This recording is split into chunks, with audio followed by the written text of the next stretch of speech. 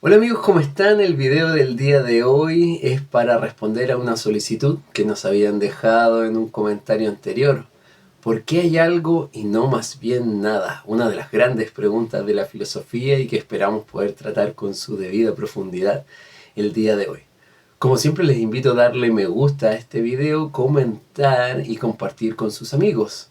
Se agradece a todas las personas que ya se han suscrito al canal y esperamos que cada vez podamos ser más. ¿Por qué hay algo y no más bien nada? Esta pregunta ha sido considerada como una de las más profundas de la historia de la filosofía.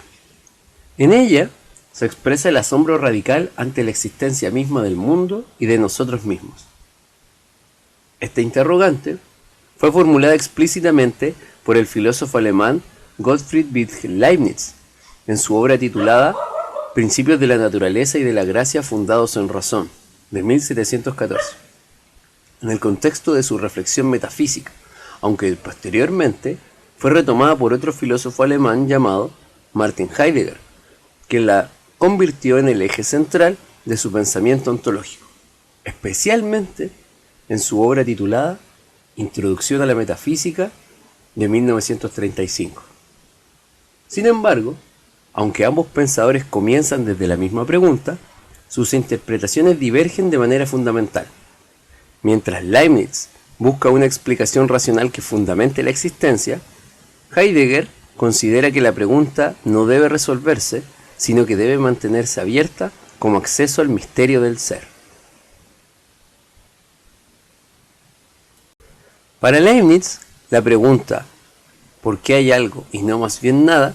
Se vincula directamente con el principio de razón suficiente, noción que fue desarrollada en su discurso sobre metafísica del año 1686, según la cual nada ocurre sin que exista una razón que explique por qué es así y no de otro modo. Este principio no es una intuición vaga ni una creencia religiosa disfrazada de filosofía. Es, para Leibniz, una exigencia lógica ineludible. Si algo existe, entonces algo lo hace existir. Si algo ocurre de determinada manera, entonces hay una razón por la que ocurre así y no de otra. Negar este principio equivaldría a aceptar que el universo es, en el fondo, caprichoso e irracional, que las cosas simplemente aparecen o desaparecen sin ningún fundamento. Para este filósofo alemán, una filosofía que aceptara esa posibilidad habría renunciado a su tarea más fundamental, comprender. Este principio no se limita a los acontecimientos particulares, sino que se aplica a toda la realidad. En consecuencia, la existencia del universo mismo no puede ser considerada un hecho arbitrario o carente de fundamento. Si el mundo existe, debe haber una razón que justifique su existencia. Pensemos, por ejemplo, en la luz de la tarde que entra perpendicular por una ventana y dibuja rectángulos dorados sobre el suelo. Nadie se detiene a preguntarse por qué esa luz existe, por qué ese polvo suspendido en el aire captura y dispersa los rayos de tal manera que el cuarto se vuelve, por un instante, casi sagrado. La damos por sentada, como damos por sentado el aire que respiramos y el peso de nuestro propio cuerpo sobre la silla. Pero Leibniz, de haber estado sentado en ese mismo cuarto, habría insistido. Incluso este detalle minúsculo, esta coincidencia de ángulo solar y partículas flotantes, obedecen a una razón. Nada ocurre porque sí. Todo detalle del mundo es la superficie visible de una lógica más profunda, una arquitectura invisible que sostiene hasta lo que parece más casual. En el mismo discurso de metafísica de 1686, Leibniz distingue entre verdades necesarias y verdades contingentes. Las verdades necesarias son aquellas cuya negación implica una contradicción. No es posible que 2 más 2 sean 5, ni que un triángulo tenga 4 lados. Estas verdades no dependen del mundo, ni de ningún estado de cosas particular. Son válidas en cualquier universo posible, porque su negación destruiría la coherencia del pensamiento mismo. En cambio, las verdades contingentes son aquellas que describen cómo son las cosas, pero considerando que podrían haber sido de otro modo sin incurrir en contradicción.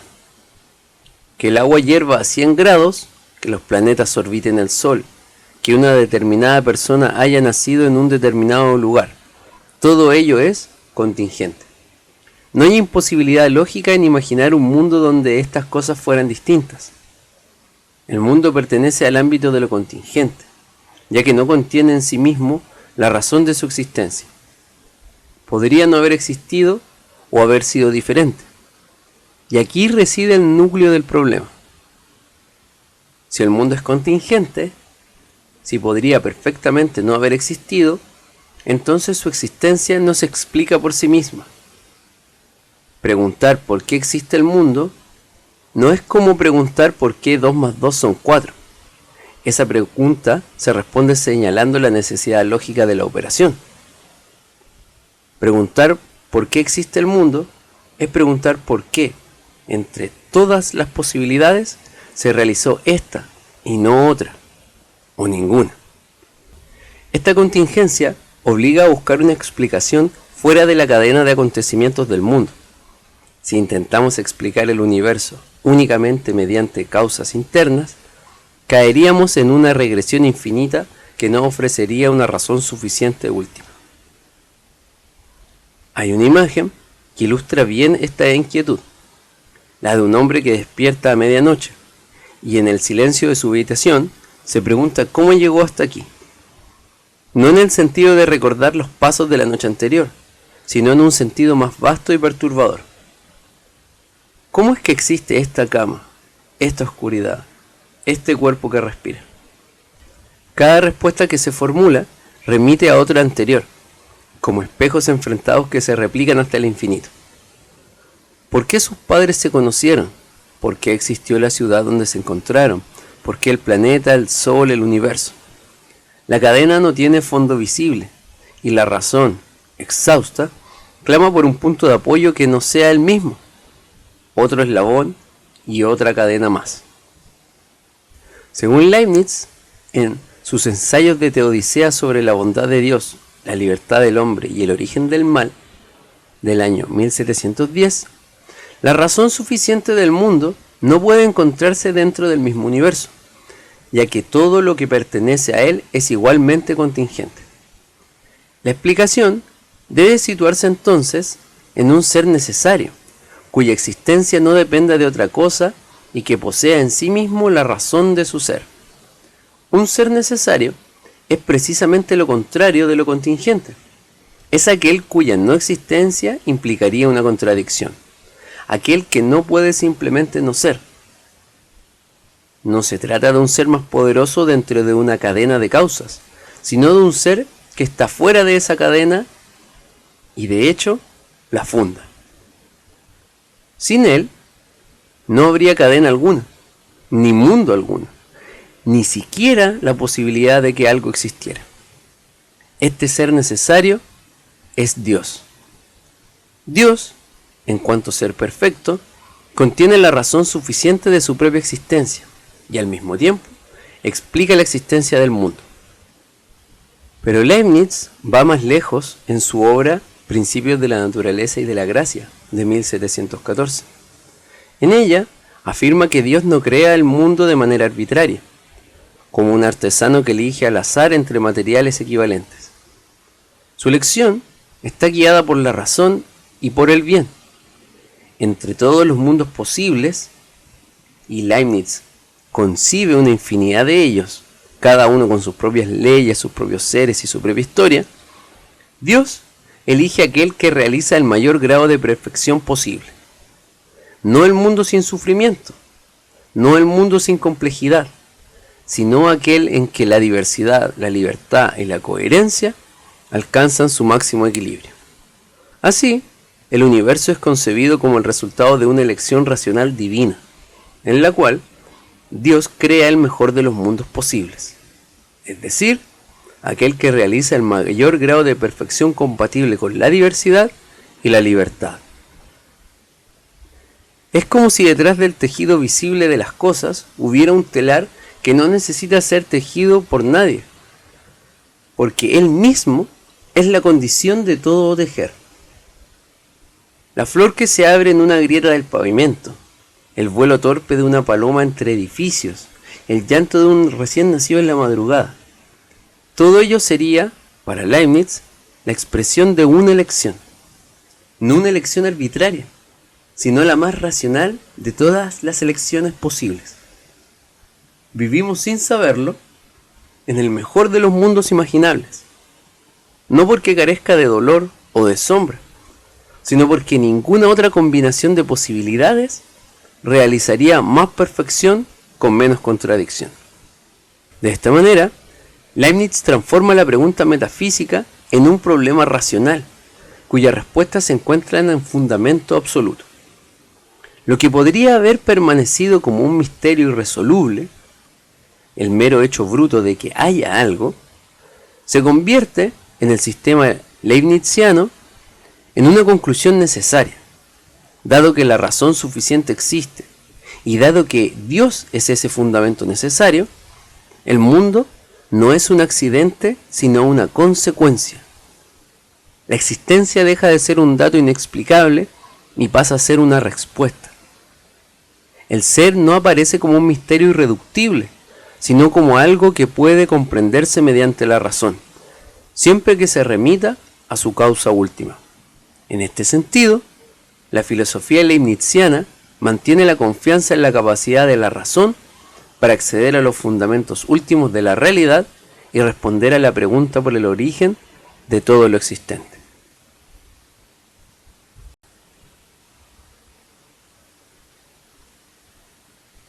Martin Heidegger retoma la pregunta ¿por qué hay algo y no más bien nada?, en su obra titulada Introducción a la Metafísica de 1935, y la eleva al rango de pregunta fundamental de la metafísica.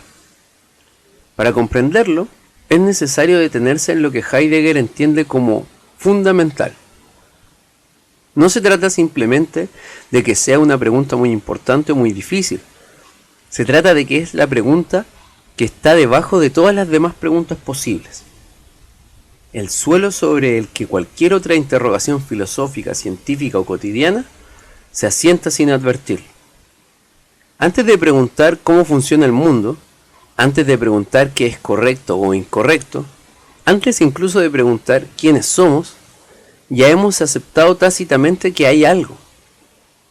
Esa aceptación silenciosa es justamente lo que Heidegger interrumpe. Sin embargo, su interpretación difiere radicalmente de la tradición racionalista representada por Leibniz. Para Heidegger, el problema no consiste en encontrar una causa o explicación del mundo, sino en comprender el significado mismo del ser. La pregunta no apunta a un fundamento causal, sino al asombro originario ante el hecho de que haya ser y no simplemente nada. Imaginemos una mañana cualquiera. El sonido del tráfico que sube desde la calle, el olor al pan tostado, la voz de alguien que habla en la habitación de al lado. Todo funciona, todo encaja, todo tiene su lugar en el mecanismo suave de la rutina. En esa mañana no hay preguntas, solo la corriente continua de lo cotidiano. Ese río que nos lleva sin que sintamos el agua. Es precisamente de este sueño despierto del que habla Heidegger cuando describe nuestra absorción en el mundo. Vivimos entre las cosas como si siempre hubieran estado allí y siempre fueran a estar. Como si la existencia fuera el estado natural y la nada una mera palabra sin referente. En su libro titulado ¿Qué es metafísica?, de 1929, Heidegger sostiene que la metafísica tradicional ha intentado responder demasiado rápido a esta pregunta, buscando una causa suprema o un principio último. El error, según Heidegger, no es que Leibniz se equivoque en su lógica. El argumento del necesario es formalmente impecable, sino que al responder tan rápido, al llenar el vacío de la pregunta con una causa suprema, se ha esquivado la más inquietante de ella. Porque la pregunta no pide en el fondo un ente que explique a los demás entes, por más elevado o necesario que sea ese ser.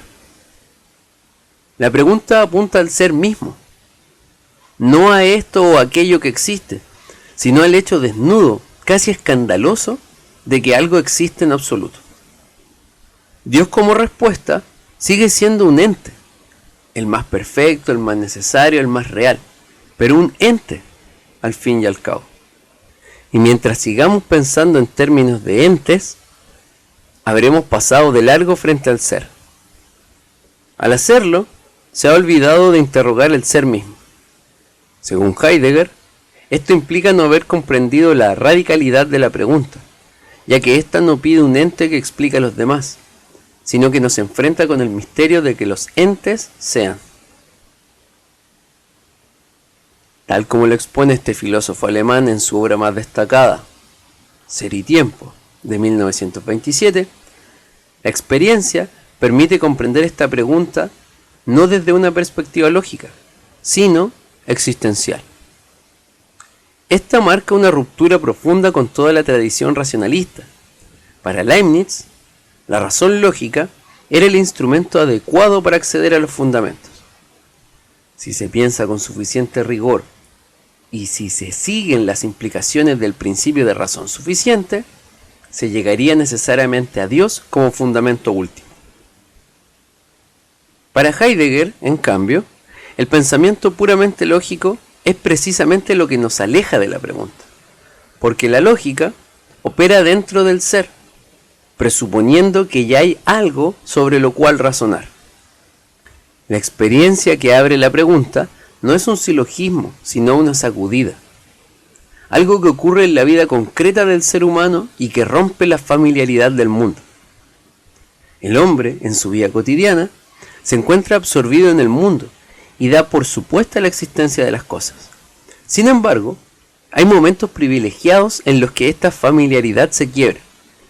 Uno de ellos es la experiencia de la angustia, en la cual los entes pierden su significado habitual y se revela la posibilidad de la nada. Es importante no confundir esta angustia con el miedo ordinario. El miedo siempre tiene un objeto determinado, se teme a algo concreto, una amenaza identificable, un peligro que puede nombrarse. La angustia, en cambio, no tiene objeto. No es miedo a algo, sino una apertura hacia la nada misma. Una sensación de que el suelo sobre el que se pisa podría no estar, de que la solidez del mundo es, en el fondo, una ilusión sostenida por el hábito. En la angustia, el mundo no desaparece físicamente, pero pierde su peso, su obviedad, su carácter de cosa dada. En esta experiencia, la nada no aparece como un simple vacío, sino como aquello que permite que el ser se manifieste.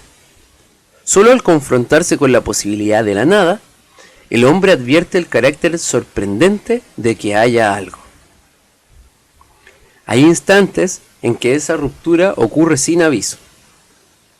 Puede ser en la estación de un metro, rodeado de cuerpos que se mueven con la urgencia mecánica del horario, cuando de pronto una sensación extraña desciende, la de que todo esto podría no estar aquí, no como un pensamiento formulado, sino como una grieta en la superficie del mundo, un segundo en que las cosas dejan de ser obvias y se vuelven inquietantemente gratuitas. La estación, los cuerpos, el ruido, la luz artificial, todo continúa, pero algo ha cambiado en la manera de verlo. Es como si la existencia por un instante hubiera mostrado su reverso, el abismo silencioso sobre el que flota. Para Heidegger, ese instante de extrañeza no es una perturbación que deba superarse, sino una apertura. Es el momento en que la pregunta fundamental deja de ser académica y se vuelve urgente, íntima e imposible de ignorar. De este modo, la pregunta ¿por qué hay algo y no más bien nada? No busca una ruptura definitiva, sino que abre el pensamiento hacia la dimensión más originaria del ser. La diferencia con Leibniz es aquí máxima. Leibniz quería clausurar la pregunta con una respuesta que fuera ella misma racionalmente satisfactoria. Heidegger, en cambio, desconfía de cualquier clausura. Para él, Cerrar la pregunta es traicionarla, porque la pregunta no está ahí para ser respondida, sino para ser habitada, para mantenerse viva en el centro mismo del pensamiento, como una llama que no debe apagarse. Una filosofía que responde demasiado rápido a la pregunta por el ser ha dejado de ser verdaderamente filosófica. Se ha convertido en teología, o en ciencia, o en cualquier otra cosa, pero ha perdido la capacidad de asombrarse. Heidegger considera que la función de la filosofía consiste precisamente en mantener abierta esta interrogación, evitando reducirla a una explicación causal. La pregunta no se resuelve, sino que se habita. No conduce a un fundamento absoluto, sino a la conciencia del misterio que atraviesa toda existencia. Y sin embargo, el misterio no nos paraliza. Salimos de la estación, continuamos el día, volvemos a la corriente del mundo como si nada hubiera ocurrido. Pero algo persiste, como la huella de un sueño que no se recuerda del todo, pero que tiñe la mañana de una luz diferente. Quizás eso es lo que Heidegger quería decir. No que vivamos perpetuamente en el asombro, sino que llevemos con nosotros, como una pequeña llama bajo el viento, la conciencia de que todo esto, la luz, el ruido, el pan, el amor, el miedo, en suma, nuestra realidad completa, podría nunca haber sido, y sin embargo, es.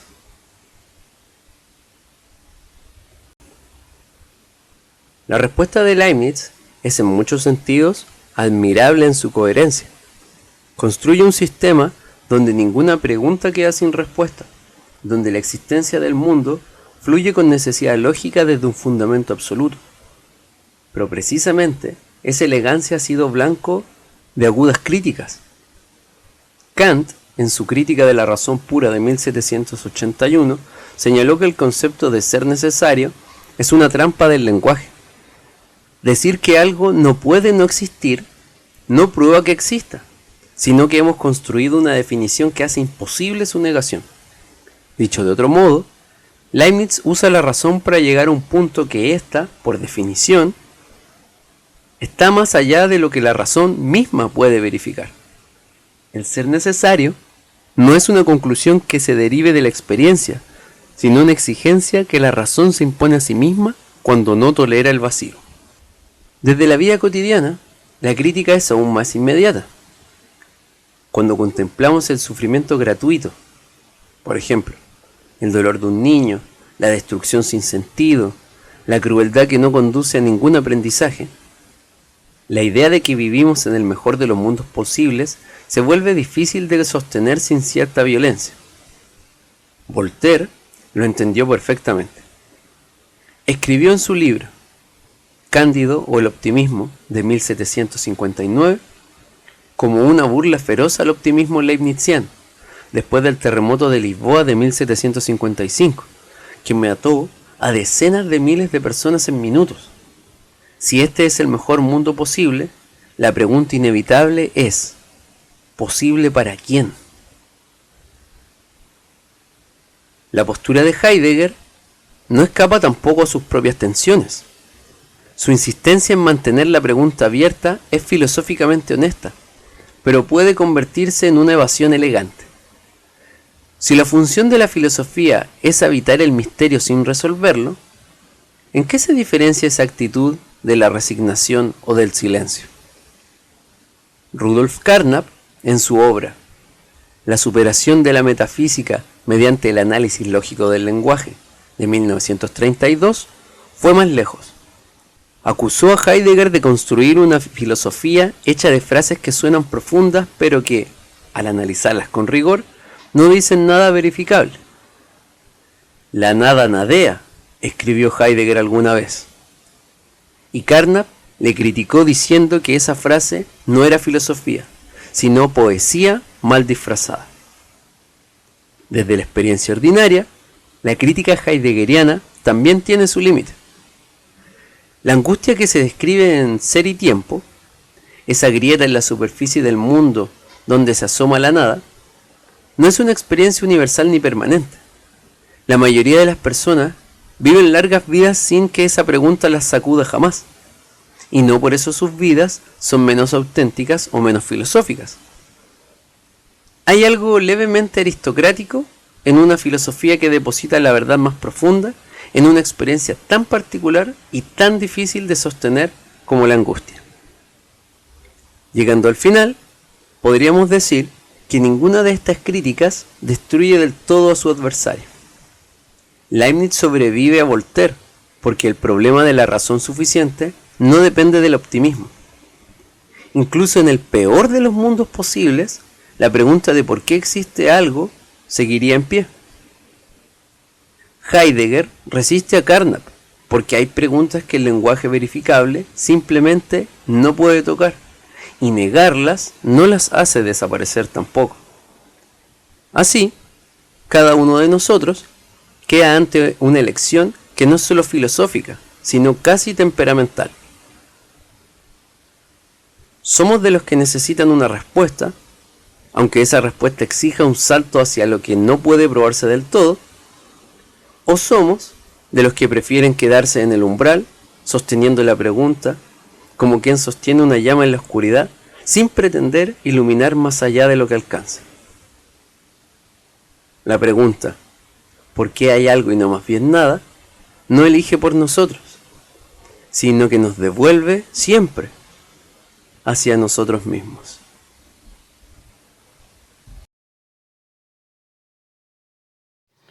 Bueno amigos, espero que les haya gustado el video del día de hoy. Como siempre, los invito a darle like al video, comentar y compartir con sus amigos.